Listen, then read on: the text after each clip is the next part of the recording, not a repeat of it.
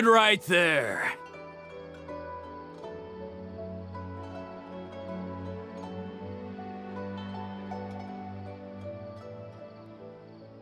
A blonde-haired traveler and a floating fairy. We've got you, all right. Take a look around. You've fallen right into our trap. Are you mercenaries from the Corps of 30? Did you come here to arrest us? Corps of 30? We're nothing like those government lapdogs who don't even get scraps for their work. We are an elite brigade that commands the highest commission rate in all of Sumeru. We're here on the orders of a client known only as the Outcast. The Outcast? An outcast from the Academia?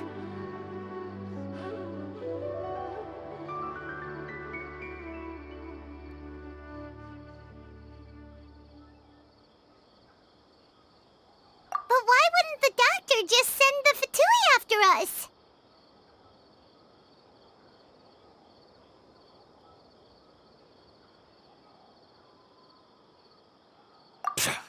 Still wasting time on idle chit-chat. We'll shut you up soon enough. Get them!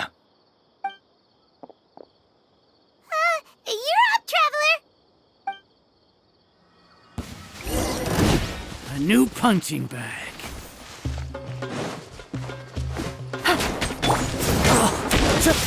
One with nature. As one with wind and cloud.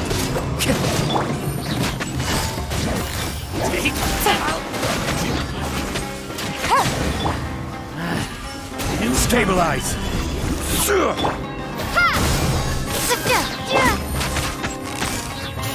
Quietly now. The wind knows me. Propagate! It isn't over yet! Here comes reinforcements!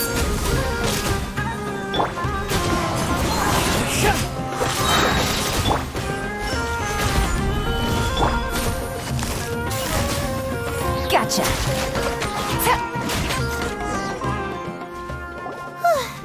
That was pretty rough. Is that what elite mercenaries are like? Yeah, looks like we'll have to keep our guards up. But this doctor guy seems like a pretty tough opponent. He knew exactly where to set up an ambush. Did he predict that we would try to find Tainari? Going up against smart people is tough. Anyway, let's keep going.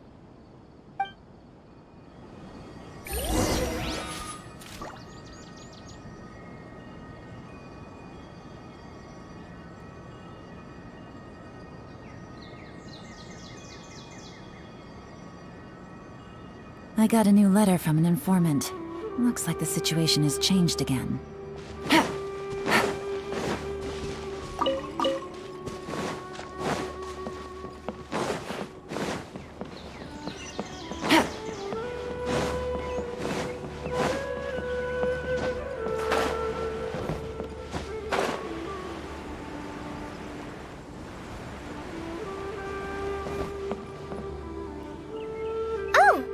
Traveler and Paimon, what are you two doing back here?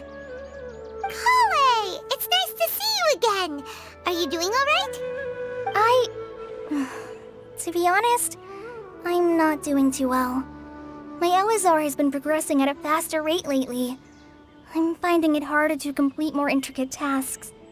As a result, Master Tainari is taking me off the patrol schedule. He will only allow me to stay here and coordinate other people's tasks. Oh, Kale.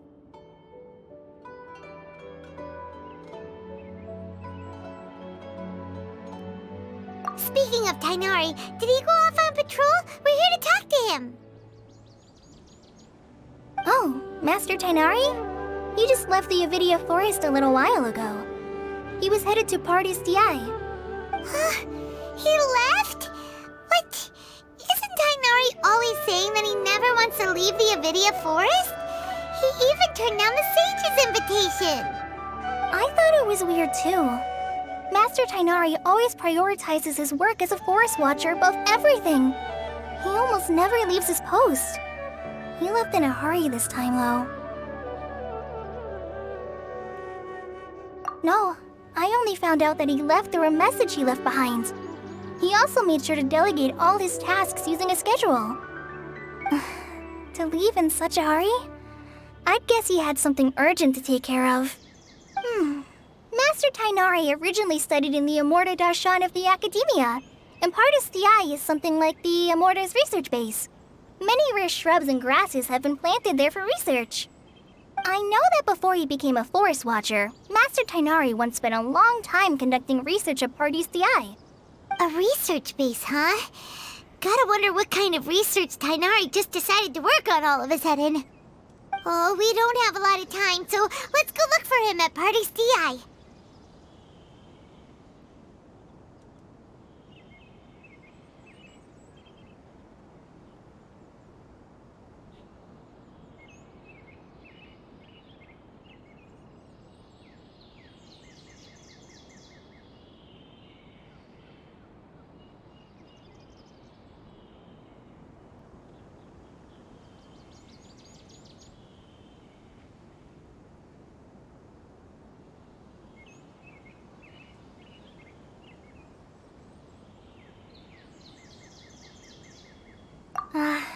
Don't worry. I'm fine. I'm used to living with Elazar by now. If you run into Master Tainari, please send him my regards.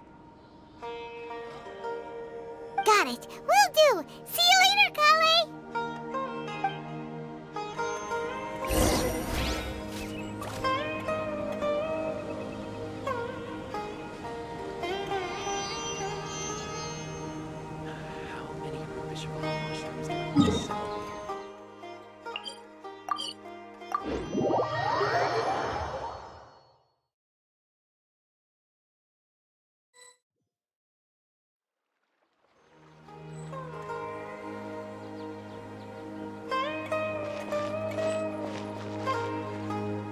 Wait! Look who it is!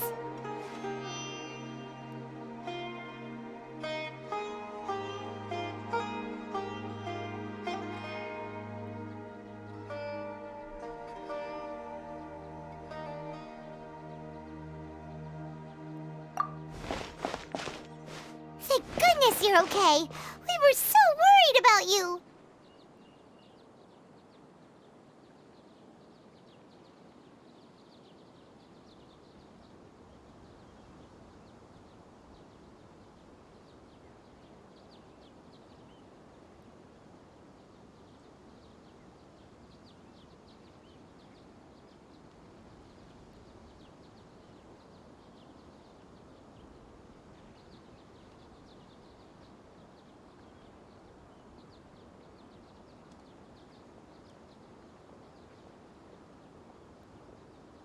Hey, this was supposed to be a touching reunion, but you're ruining the moment. Actually, it's very smart of the Traveler to be wary of me right now. After all, the Doctor has shown that his technology can apparently even control human minds. Plus, it's not like you could have known what happened after we split up and I was facing the Doctor by myself. Even a pool of stagnant water after a torrential storm can occasionally pass as a patch of sky. Paimon feels like only the real Nahida could come up with such an obscure analogy.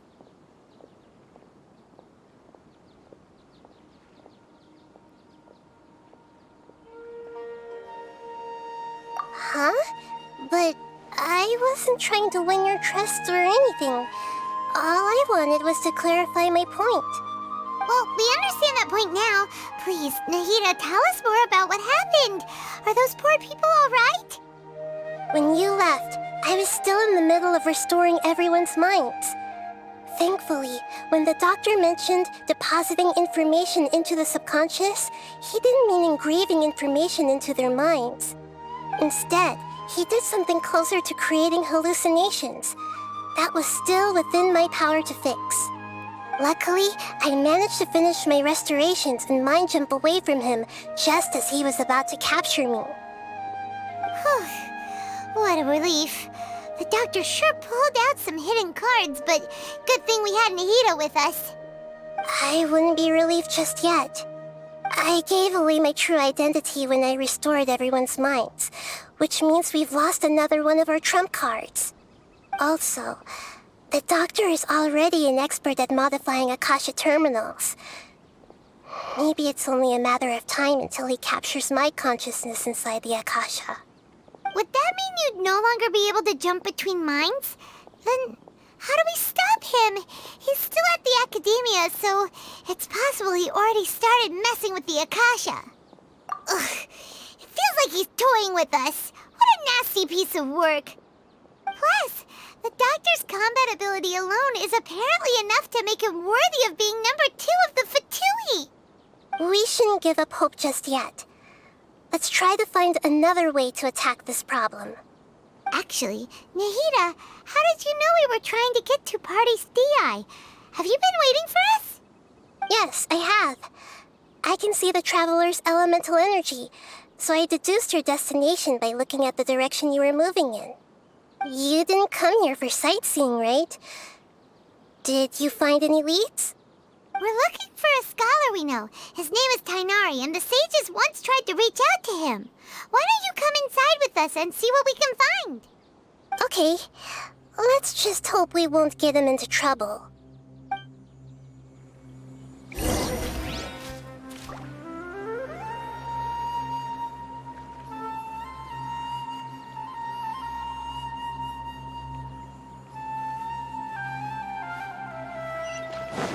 Take it easy. Please be careful not to touch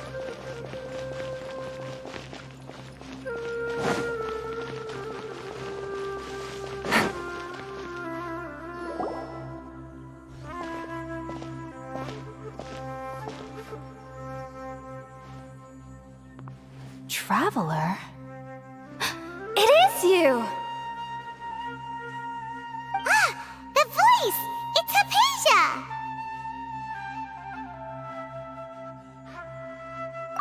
What a pleasant surprise! It's so nice to see the two of you again. Who's this? She's a scholar we met in the Avidia Forest. When we last saw each other, she was still training in the... what's it called? Satyavada life? Oh, I see. That's right, we're old friends. You've come at just the right time. Ever since I've come here, hardly anyone has even talked to me. Hypatia, you're way too excited about this. Actually, for you to leave the Avidia Forest means... you're not in training anymore? Wait, no. Did you already finish your training and reach Paripurna life? What do you think?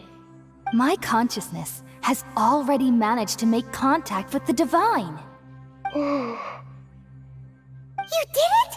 Congratulations!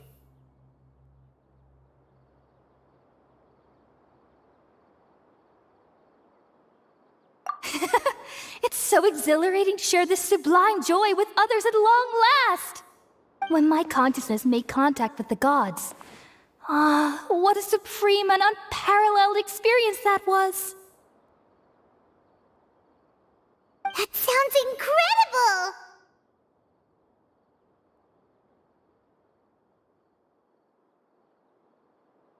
Oh, all right. Actually, please wait. I haven't forgotten my promise to you. Remember? I promised to help you understand what you saw from Irminsul once I gained deeper insights. My current self has not only gained true insight, but I can even help you establish a direct connection to the consciousness of the divine. You can do that? I've never heard of anything like that, but if you want to give it a try, I'll do my best to protect your consciousness during the process. Hold on. I brought some spirit borneal with me. This is still a crucial part of the ceremony. We're using that incense again? All right now. Hold my hand. I'll help you establish a pathway to connect your consciousness. Okay. Ready?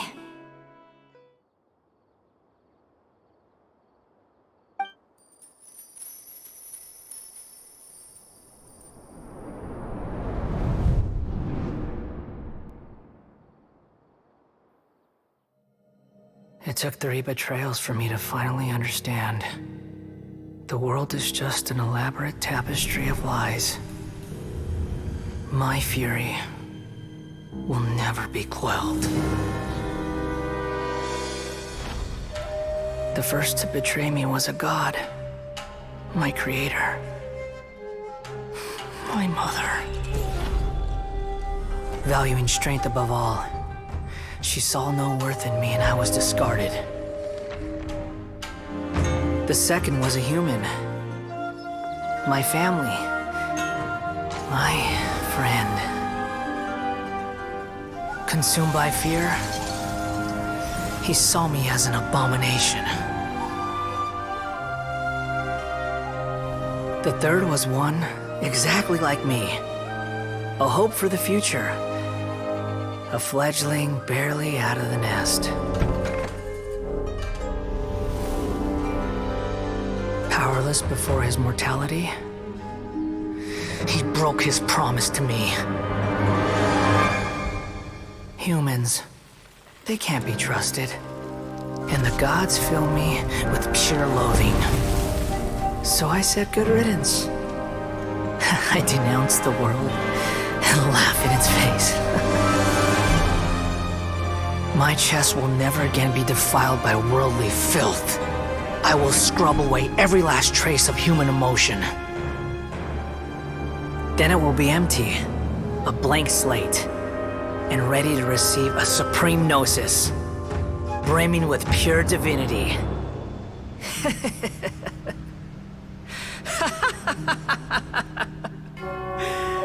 There is no need to fear. The pain will be brief. Your era is coming to an end.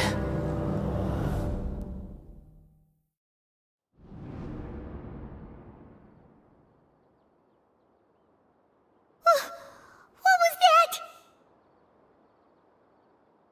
Did we actually just see the Balladier's memories? Everything matches what we know about him. But how is he connected to the divine consciousness that Hypatia was talking about? You saw it, right? You felt it, right? Such a majestic god! Such a noble will! Such sublime emotion! Alas, shame. If only that which beats within my chest wasn't a filthy mortal heart. Oh, great and merciful God! Please grant me forgiveness and salvation! Do you understand now? I'm afraid this is no Peripurna life, but rather...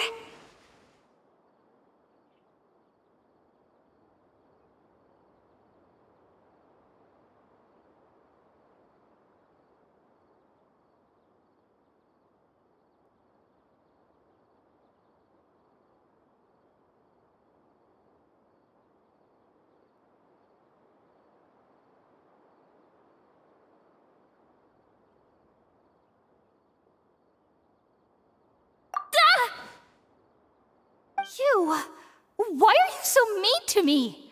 Why is everyone hiding from me? I found divine wisdom. Shouldn't I receive praise and honor? Haven't I uncovered that light in the darkness? Hypatia? That's how I always thought everything should be. Wait. Have I already lost my mind?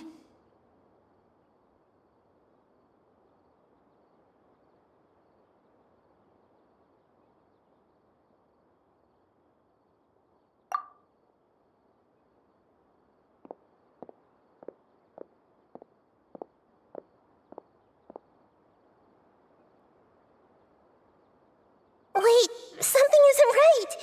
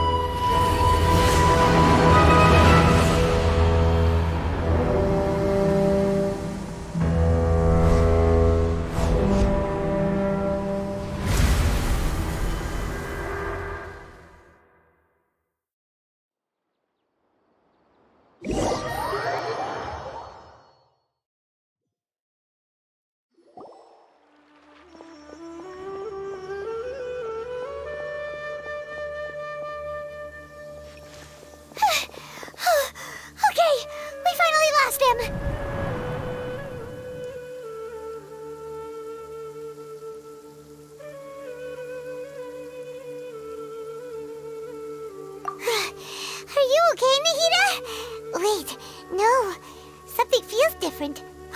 You're back! Oh, the Traveler's back?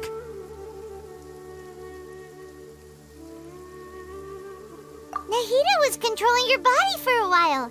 It seemed like she jumped over to you as an emergency measure right before the Catherine puppet was destroyed. After that, Kainari heard the commotion and came over. He helped us defeat the mercenaries and then he ran with us all the way here. What? You swapped places?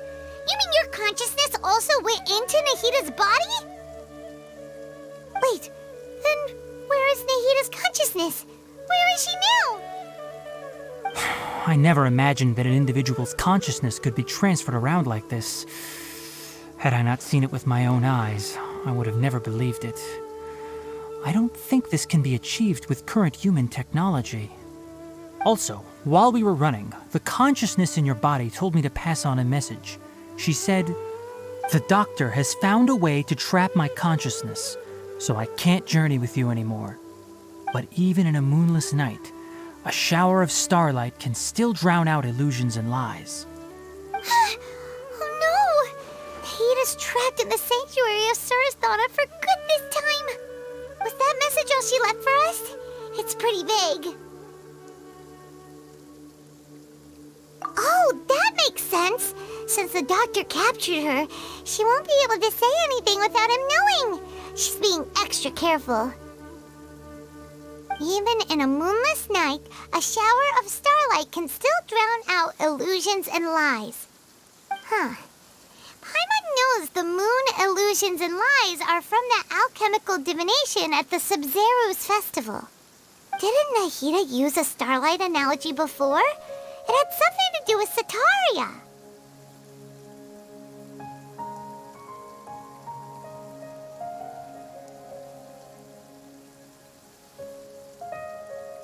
Oh, that makes a lot of sense.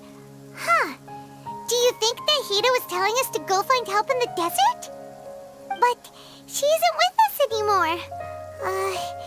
Think we'll be okay? Paimon, you said Sanctuary of Surasthana. Does this mean that this Nahida you're talking about, the consciousness who was occupying the Traveler's body, is the Dendro Archon? Your guess is correct, but the situation's a bit complicated, so it's really hard for us to explain right now. That's all right. A scholar's curiosity doesn't need to be appeased right away. As for the complicated nature of the situation, safe to say I have witnessed that for myself. I've spent some time with you, and it looks like the Dendro Archon's also on your side, so I trust you. Thank you, Tainari.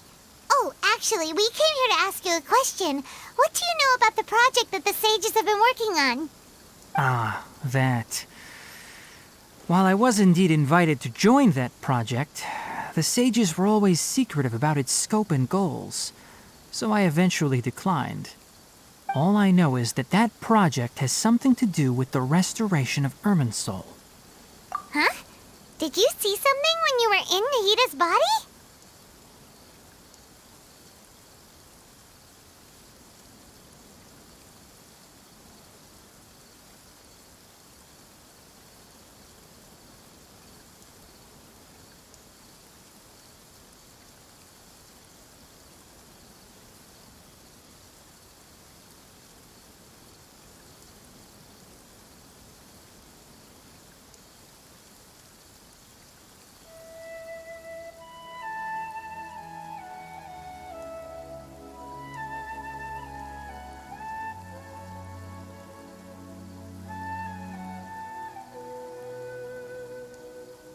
What?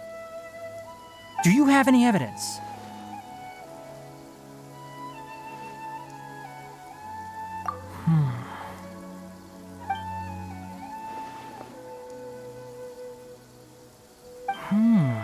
So that's what happened. That explains why Hypatia's symptoms were different from those of the other scholars who went mad. It's because she made contact with the consciousness of a new god who is still in the process of being born. Tainari, did you leave the Avidia Forest because of Hypatia? I did. I noticed Hypatia's mental anomalies, but since her symptoms were rather atypical, I secretly took her to Party's DI and began searching for a way to return her to her normal self. If I didn't take action, Hypatia would have already been taken by the Matra to the desert, doomed to a life of exile at Aru village. Now that you mention it, I knew the Academia has never thought particularly highly of Lesser Lord Kusanali, but I still didn't expect them to do something as arrogant as creating a new god. Look, the Doctor and the Balladeer. We have 2 Fatui Harbingers in Sumeru. Sounds like we're in for a bad time.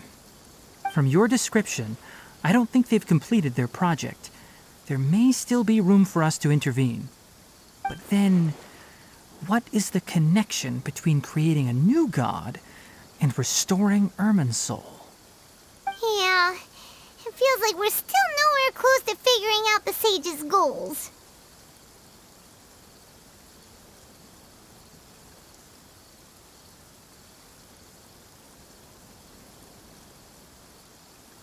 Right, we've pretty much gone over everything we need to know, so we should head out.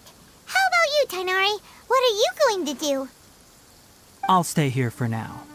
I still want to try a few more things to help Hypatia. If you're planning to go into the desert, start by heading for Caravan Rabat. That'll be your fastest route. Come find me here if there's anything else I can do to help. May the spirit of wisdom go with you. Thanks, Tainari. Hopefully Hypatia will feel better soon. We're off then.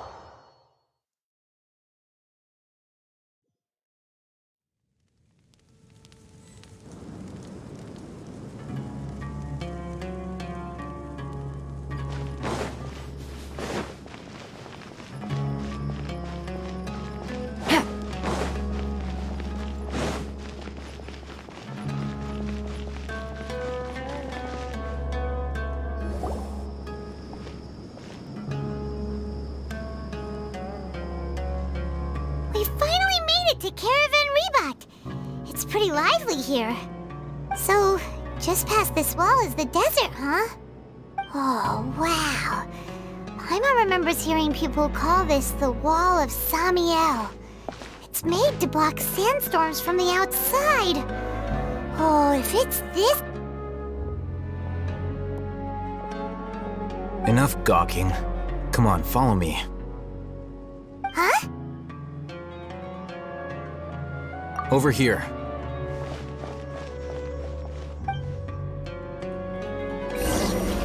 Oh, Hatham went that way! Let's hurry up and follow him. Wonder what he's up to.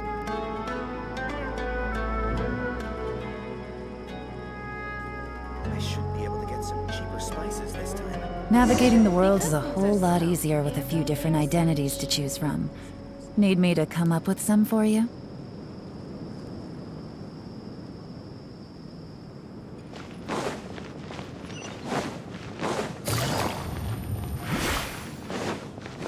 What should I sell?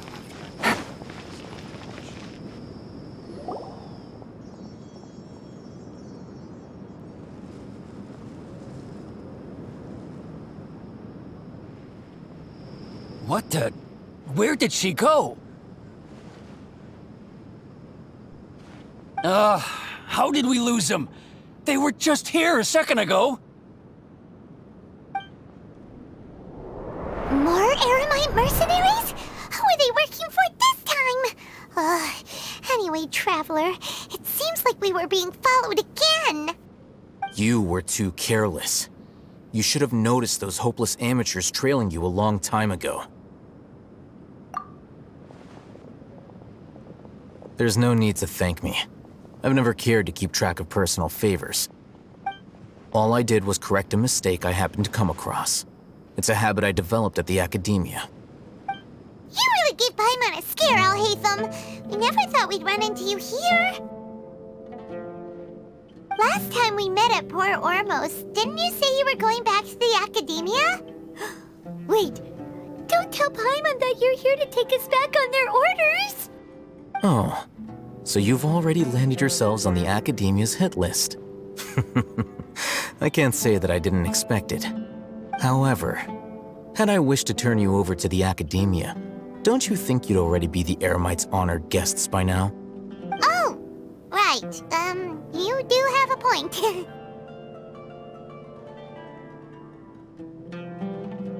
I have no interest in running errands for that project.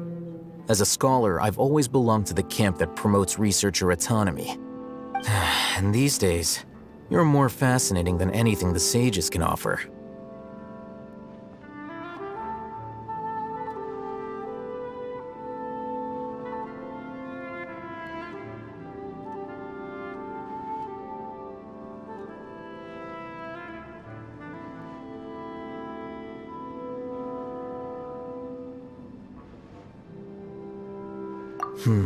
Not quite.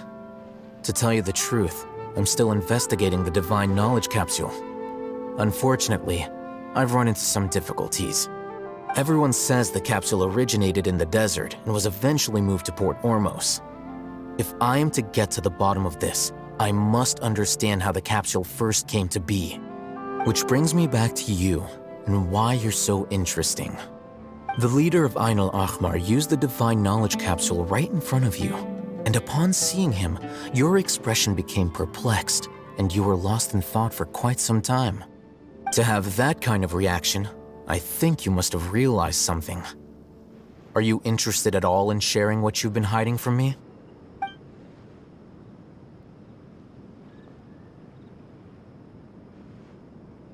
Alhaitham, you really have a ridiculous eye for detail. What kind of person even notices and remembers stuff like that? So that's your answer. Well, I do work for the academia after all. So considering that, it is indeed wise to keep your cards close to your chest. But that does prove you do have some undisclosed information about the Divine Knowledge Capsule. Am I right?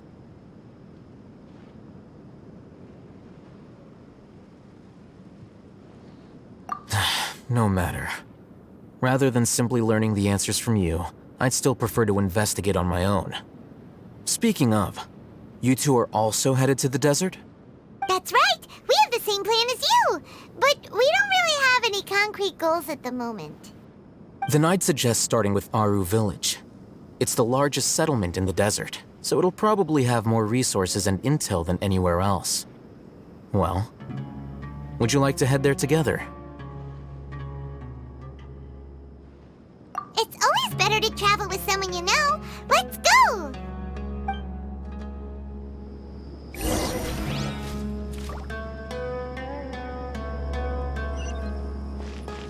Welcome, weary travelers. Always take a rest.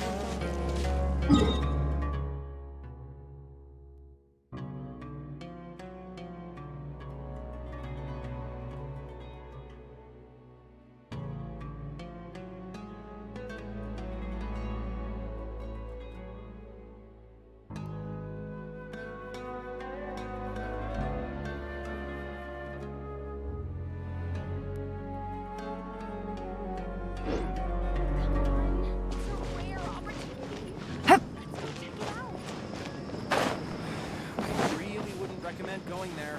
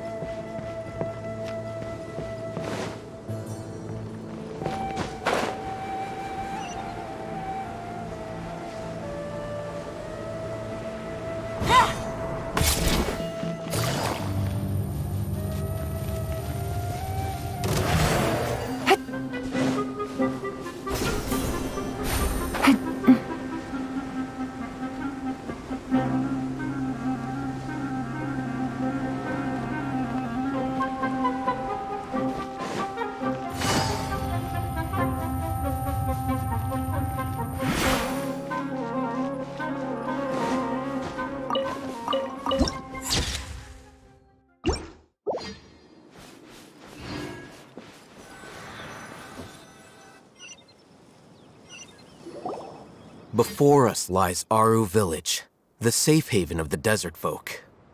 Whoa, this landscape is really something else. What a cool place! Let's go check it out!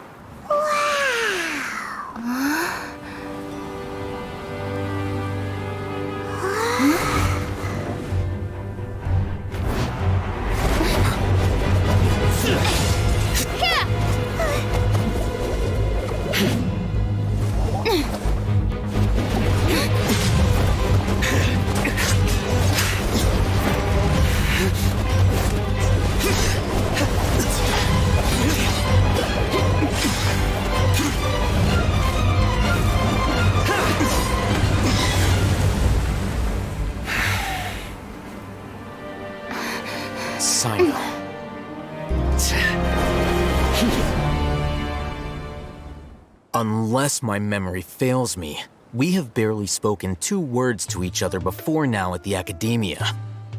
Would you care to enlighten me as to when and how I invited the General Mahamatra's wrath? Alhaitham, do not think you can escape my judgment just because you managed to escape my attack. Judgment? So that's how you'd characterize your actions here, is it? Or would elimination perhaps be a more accurate description? Had I used my full strength, not even this traveler would have been able to stop me. Though styled like an assassination, I sought only to ensure that my target would be unable to flee or resist. Standard practice for the Matra, as well you know. Seemed to me more like your own personal touch. Who is that, Alhaitham? Did you call him General Mahamatra? Yes. General Mahamatra Sino, head of all the Matra at the Academia. He's a formidable hunter, and the ultimate nightmare for any who have committed academic crimes. You seem to have placed a lot of trust in Alhaitham, to the point of blocking an attack for him. If I were you, I'd never choose to side with him. I wouldn't believe a single word that comes out of his mouth. I have been pursuing this scribe for a long time. I urge you, stand back and do not seek to defend him any longer. Otherwise, there will be consequences. Has Alhaitham done something wrong? Paimon doesn't think he's as bad as you've made him out to be. I won't waste my breath explaining things. Alhaitham, I saw it during our fight. Take it out. The divine knowledge capsule you're hiding on your person. Unless you want me to retrieve it for myself. Very perceptive of you. Nothing escapes a Matra's senses. Wait, the divine knowledge capsule? Didn't it fall into the Matra's hands in Port Ormos? No wonder you speak with such confidence, Sino. But I must admit, I'm very curious. What does this capsule mean to you? And why, as General Mahamatra of the Academia, are you all alone in the desert? As far as I'm aware, the other Matra have been speculating about your disappearance. Have you been given a mission that's, let's say, morally dubious?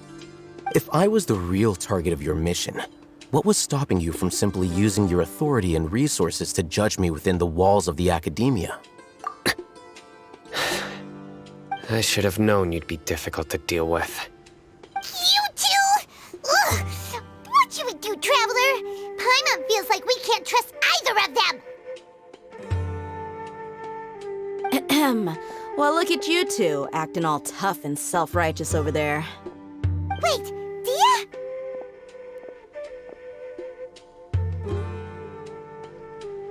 Great! Finally, someone that we can trust!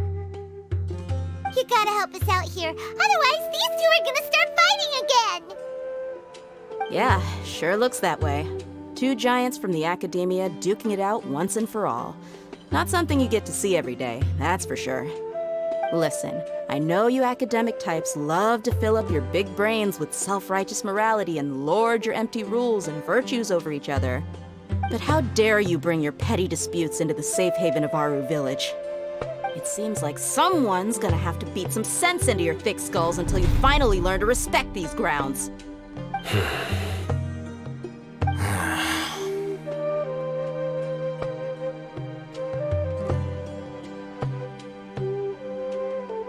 Hey, did either of you hear a word I just said?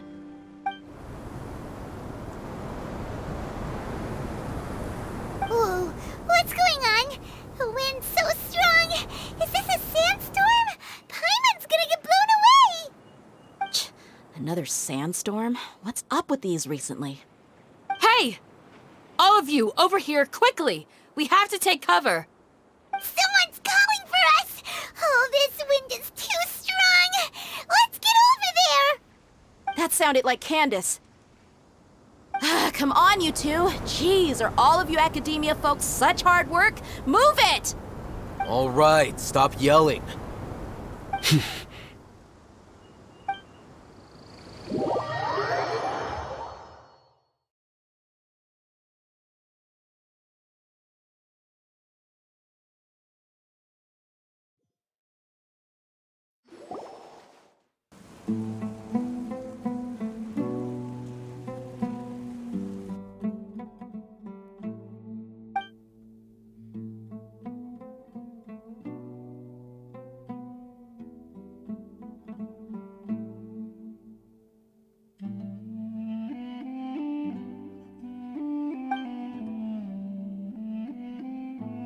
Well, this is pretty awkward.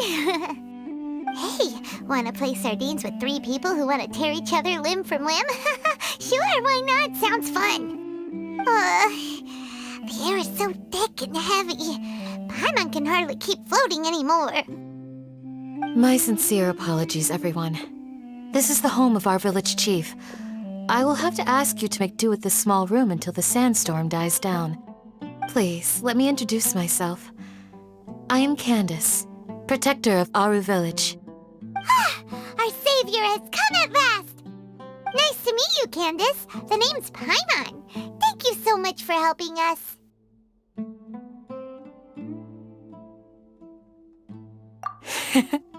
There's no need to thank me. It's only right to help each other when the weather gets rough. Wow, she's so gentle and caring, like a nice older sister. Unlike those guys over there. All right. Now that we're all better acquainted, we should return to the topic at hand. As a guardian charged with the responsibility to protect my fellow villagers from harm, I was observing your conflict from afar, even before the sandstorm started. And now that you have set foot within our village itself, it is all the more my responsibility to make absolutely sure that you pose no threat whatsoever to us. So please, have an honest and sincere conversation with one another and put your hostile feelings to rest. If anyone dares to start anything again while they are under this roof, I will not hesitate to send them out for some quality time with the creatures of the sandstorm. On second thought, Paimon may have misjudged Candace's character. And that goes for you too, Miss Dia. Do I make myself clear? All right, we got it, Candace. That's what I like to hear. So, which of you will begin? I was supposed to be a mediator, but I might have gotten a little too involved just now. Anyway, one of those two should probably start talking. Wait, that was you trying to be a mediator? I have nothing to hide, so there's no shame in explaining myself. While Alhaitham wasn't wrong about the other Matra not knowing my whereabouts, it's not because I've been assigned a morally dubious mission. Rather, I've chosen to exile myself. Huh? Exile yourself? A little while ago, I discovered that there was data missing in the Academia's project planning and development files. What little they did report clearly did not match the project's actual progress. As General Mahamatra, I had the responsibility and authority to request an audit. However, to my surprise, The person responsible for the erroneous data was none other than Grand Sage Azar himself. I tried to investigate the issue myself before submitting a formal audit request, but I soon found that all leads and potential pieces of incriminating evidence were carefully concealed from me. I began to realize that they were cautious of me from the very beginning. Unsurprisingly, the Grand Sage rejected my audit request as soon as the submission reached his desk. He even said to me, "The power of the General Mahamatra is granted by the sages. You have no right to judge us." So they really are up to no good. I realized then that to the Grand Sage, the Matra are nothing more than tools for the sages to assert and maintain their control over knowledge. The vows that we took, the principles that we strive to uphold, they are meaningless to the academia of today.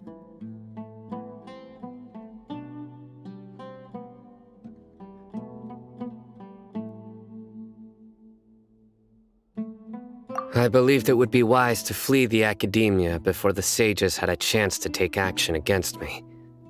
This way, they can no longer see nor predict my actions. I will never give up on this investigation.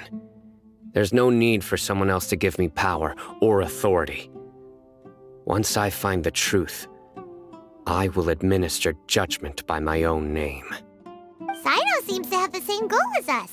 We're all investigating the sages. Plus, now that he's no longer the General Mahamatra, he somehow feels a lot less scary. Well, Sino, if that's your story, then why did you see Alhaitham as a target? When I was investigating the matter in the academia, I overheard a conversation between Alhaitham and a sage. The sages asked you to investigate a blonde-haired traveler. Do you dispute this, Alhaitham? What? Like many parts of the project, this assignment was undocumented. Now throw in your suspicious behavior with the Divine Knowledge Capsule, and I think we deserve an explanation. Yes. I was indeed tasked with investigating the Traveler. Alhaitham! After all, the promised reward was so great that hardly any scholar could have refused. The sage told me, once you've completed this assignment, I can give you a glimpse of divine knowledge. A most enticing offer. Unfortunately, those academics don't know me at all. Their words contained one key piece of information, namely that divine knowledge indeed exists. That gave me all I needed to know. From my perspective, the sages are far from trustworthy. Think about it. Isn't it a little strange they're so willing to share divine knowledge with anyone, even as a reward? So, I began my own investigation following the lead of the Divine Knowledge Capsule. In the end, I realized my wisdom in committing to this rather than collaborating with the sages. Had I been less guarded, I probably would have ended up like that Ain al-Ahmar mercenary, incapable of remaining sane for long enough to hold a conversation. You mean that the sages originally planned to dispose of you, using one of those capsules that drive people insane?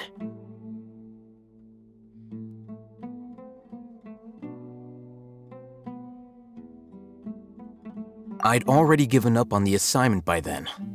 I only told the academia I was waiting in Port Ormos for you to appear so they wouldn't suspect anything. So it came as quite a surprise when I encountered my erstwhile target while investigating the Divine Knowledge Capsule.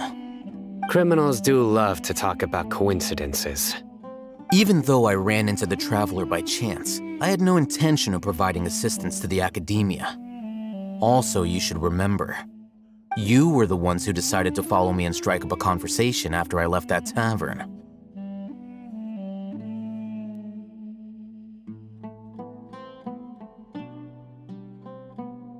That's true. Alhaitham helped us out at Caravan Rebat as well. Maybe he's telling the truth. I'm willing to apologize if that's worth anything to you. I took the Divine Knowledge Capsule behind your back because I judged its existence to be a significant risk. I felt that it would be best for no one to interact with it before it had been properly studied. After all, curiosity often proves to be the most dangerous thing in this land. You should be well aware, Scribe Al-Haytham, that curiosity can also lead you to danger and suspicion. Answer me this. Did the sages share any information about their project with you? Have I not made myself clear? You and I are both distrusted by the academia. Do you really think they would tell me anything? Fine. Although you haven't completely proven your innocence, I won't regard you as an enemy, for now. As you wish. Good. I'm glad to see you two clearing up your misunderstandings. And now you, Dia. I believe it's your turn. Oh, sorry. Whatever the boys were talking about must have been so boring that I spaced out. My situation is pretty straightforward. My employer, Dunyarzad of the Homayani family, is friends with the Traveler and is currently recovering from her illness at home. I had nothing going on, so I decided to return to Aru village for a visit. I was actually looking forward to a pretty exciting time getting back together with everyone here. But then I saw these two random guys in the middle of a pointless argument. It ticked me off, and things went downhill from there. Is that all? Well, I will admit that definitely sounds like your style.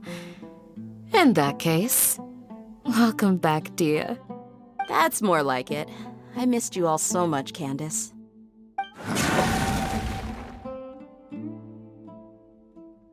Whoa! What was that sound? No need to worry.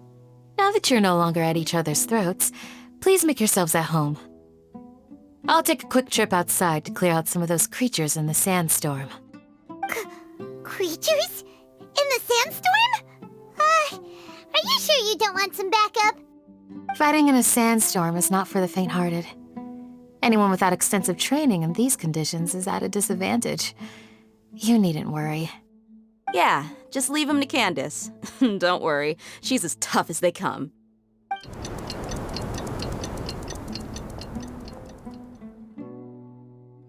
The wind's died down. That means the sandstorm's over, right? Candace still isn't back yet, though.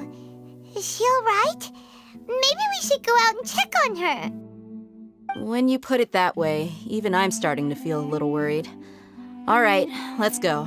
We've been here long enough, and the boys are as chatty as the floor.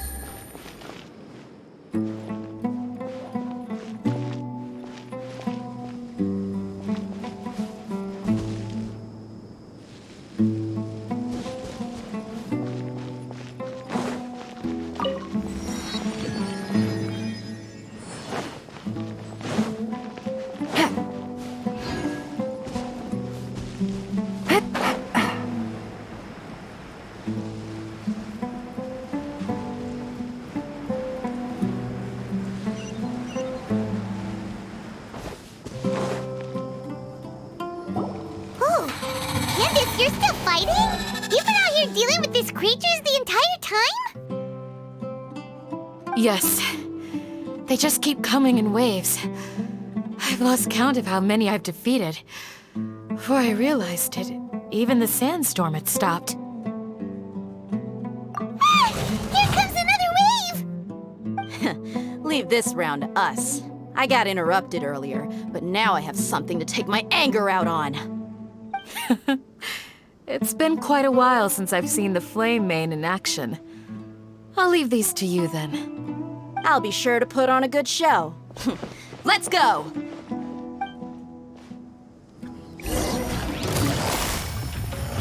Quietly now. Solidify! Clouds high. The birds call.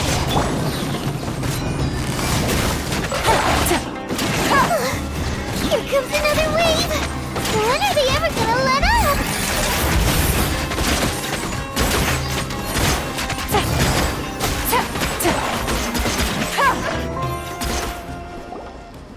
The creatures stopped appearing. Was that the last of them? What we fought just now was probably the aftermath of the sandstorm. So we should be safe for the time being. Well fought, everyone. No injuries, I hope. Huh? Who are you? Ah, my apologies. I haven't had a chance to greet you yet. I had my hands full. I am the chief of Aru Village. Everyone usually calls me Uncle Anpu. Sir, I am also originally from the desert, but I have not been back for some time now. May I ask if such sandstorms are common? I can't say they've always been common, but recently the storms have become increasingly severe and frequent. Besides sandstorms, we also occasionally get earthquakes. According to an investigator who stayed in the village a while ago, these unusual natural phenomena are related to the withering of Irminsul. Another effect of Irminsul's withering. So, Irminsul's withering causes withering zones in the forest, and sandstorms and earthquakes here in the desert? Everything in the natural world is inextricably connected to Irminsul. These regional symptoms can indeed be a reflection of Irminsul's present state. Everyone in Aru Village needs to take good care of themselves. Speaking of which, why haven't I seen a single village keeper since I got here? Village keeper? Who are they? Village guards like Candace? Does your curiosity know no bounds? Village Keeper is how Aru Village refers to mad scholars exiled here by the Academia. Most of them are scholars who lost their sanity after a period of training in the Avidia Forest. The Academia believes that their crazed mutterings may have a negative effect on the psyches of other scholars. So, they're forcibly exiled to the desert. Alas, that's exactly what we've been trying to investigate. One by one, the village keepers have been mysteriously disappearing without a trace. But no one in the village has ever seen them leave. If you're planning to stay around the village for the next few days, I'd appreciate it if you could keep an eye out for them. I've had encounters with those people in the past. I'll see what I can do to help. The Matra are the ones responsible for their exile. Now that you're no longer with them, are you trying to alleviate your guilt and atone for your past sins? I'm fascinated by how you think. Mock me if you will, but if you are guilty, I will eliminate you, regardless of my position or identity. Oh, you're the former General Mahamatra. You must be an expert in these kinds of investigations. Thank you for your help. Is it because you're reminded of Hypatia? Oh, these poor scholars. First they lose their sanity, now this! We need to help get them back home, safe and sound. But, is it really a good idea to tag along with Sino? You seem like you really don't trust him.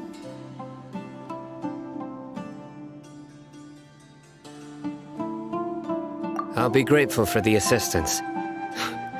No doubt you will do a better job than some of my former subordinates. Let's start by finding a spot to share what we know so far.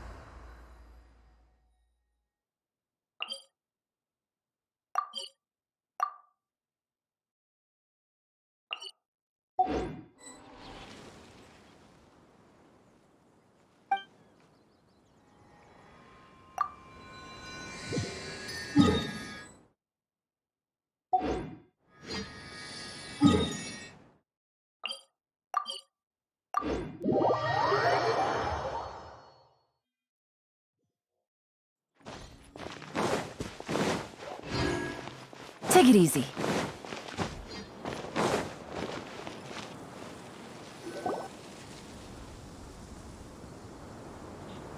Although I've sent myself into exile, I'm still doing essentially the same things as before. Do you still have any questions for me before we start our investigation? One of my former subordinates told me that this title has its origins in a strange incident.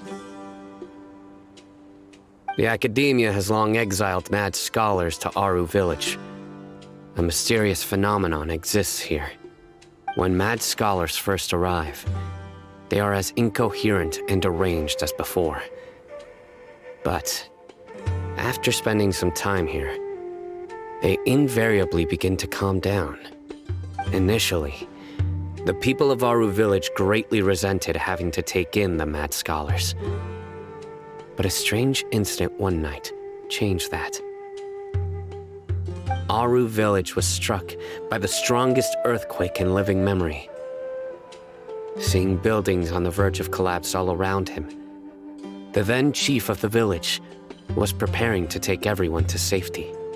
Suddenly, he noticed a mad scholar crouching in a corner, caressing the ground with his hands. A soft, green light radiated from him, like a divine glow against the backdrop of night.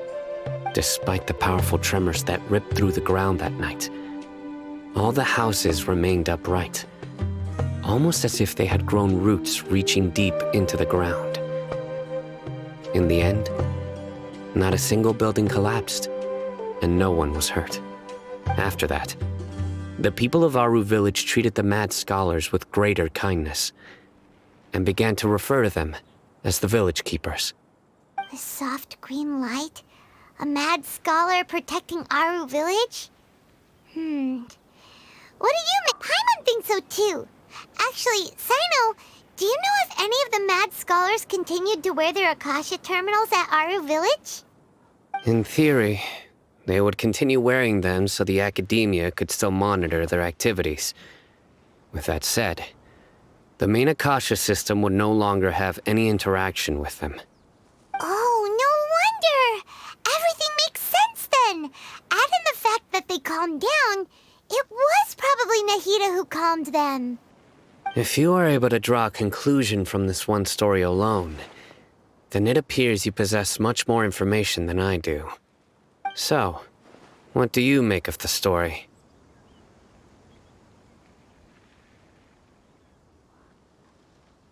Really? Lesser Lord Kusanali. What? You don't believe us? Lesser Lord Kusanali was definitely using the Akasha to give her power to the mad scholars! No, it's not so much that I don't believe you. I'm just struck by your reasoning. Lesser Lord Kusanali, the current Dendro Archon, is she really active in Sumeru? The Academia has always placed far greater importance on the late Greater Lord Rukkhadevata.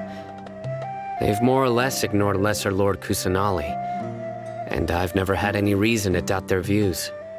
In addition, I've never heard any stories about Lesser Lord Kusanali and her deeds. To me, she might as well have been a god that never existed. No way! Nahida definitely exists! She's a... how should Paimon put it? She's a good Archon who's kind and wise, even if she says weird stuff sometimes. I've spent many years interrogating criminals, so I can easily tell when someone is lying. Good! Then you should know that we're telling the truth! That look in your eyes. I've never seen that from a liar. You two really must have met Lesser Lord Kusanali. How can this be? To think, our Archon has been amongst us this entire time. Alright, now it's our turn to put our skills to good use for this investigation. But easier said than done, especially since we don't have any leads. Maybe we can start by knocking on some doors. Excuse me, are you here to help me find my grandpa? Huh? Who are you? By the sounds of it, a resident of this village. My name is Isak. You'll help me find my grandpa, right? Is your grandpa a mad scholar? Hey, don't say that. Grandpa is just Grandpa. Why do you have to call him that? It's not like he's a bad person or anything. The person you're referring to is not a local, yet you are. Why do you call him Grandpa? Grandpa is just Grandpa. He's my family. I heard everything you said to the village chief. Please, you gotta take me with you. I want to find my grandpa. I swear I'll help. I won't be a nuisance. Ah, so you're the one who was eavesdropping on us around the village chief's house. I was planning to go out and take care of whoever it was, but I had a vague feeling that they didn't harbor any ill intent. Whoa. Hatham wasn't kidding about Matra having sharp senses. Sino, he's just a kid. All he wants is to find his grandpa. Let's find a way to help him. Sorry. I was only listening in because I wanted to know where Grandpa went. Honest, if you don't... All right. But first, let's confirm the facts with Candace.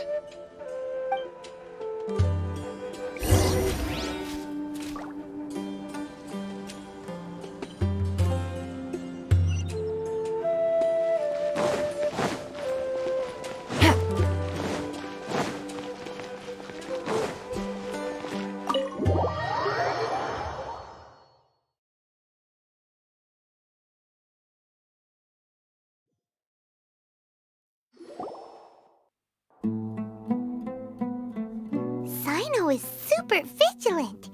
Is this what all the Matra are like? Ah, you're back already. We just wanted to confirm something with you. Do you know a boy by the name of Isak? I had a feeling he'd go looking for you. Huh? You knew this would happen? Yes. Although he tried his best to stay hidden, I still noticed him eavesdropping outside the window. He really wants to get his grandfather back. Isak's parents were both Aramite mercenaries who rarely returned to the village after finding employment in the city. He was raised by his grandfather. Unfortunately, it was only a few years before his grandpa passed away. Isak was still very young at the time, so various families in the village took turns caring for him so he could survive. Later, an elderly mad scholar arrived at the village.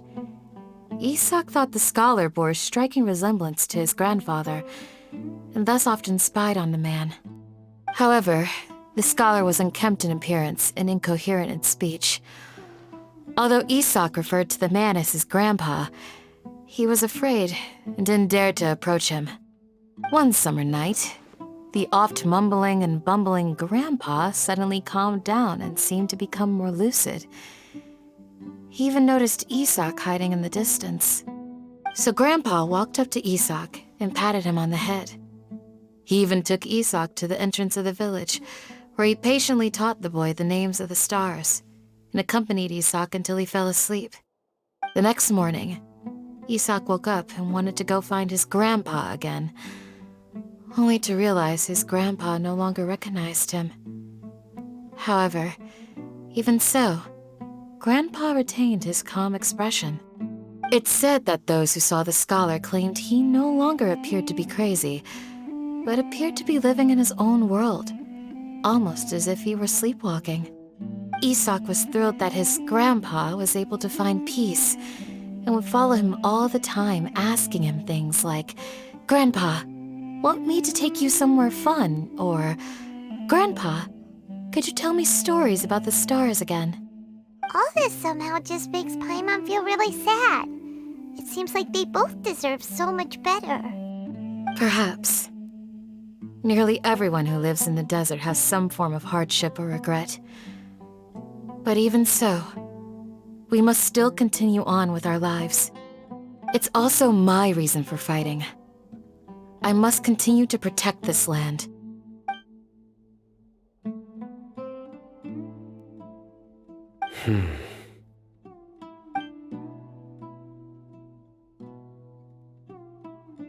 Maybe the people have always had a considerate god watching over them.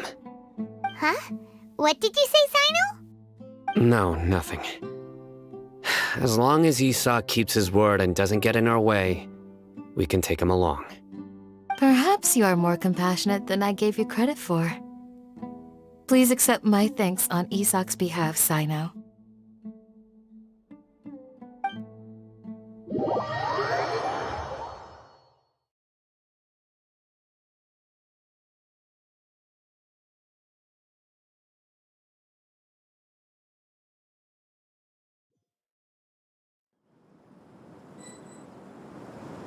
Hey, Isak!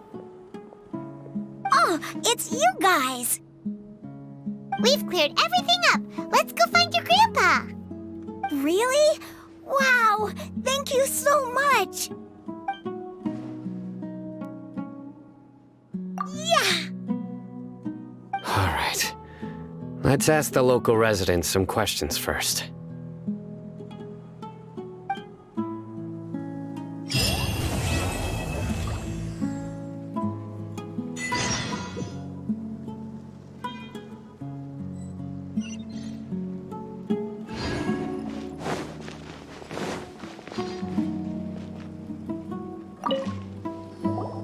Excuse me, did you happen to see where the missing scholars went? You mean the village keepers? Oh, let me think. When I was eating dinner the other day, I saw one of them by the side of the road, muttering away and eating mushrooms and tree roots. They shouldn't go around eating that kind of stuff. Okay. Did you notice anything else? Anything else? No, I think that's all I have to tell you. Sorry.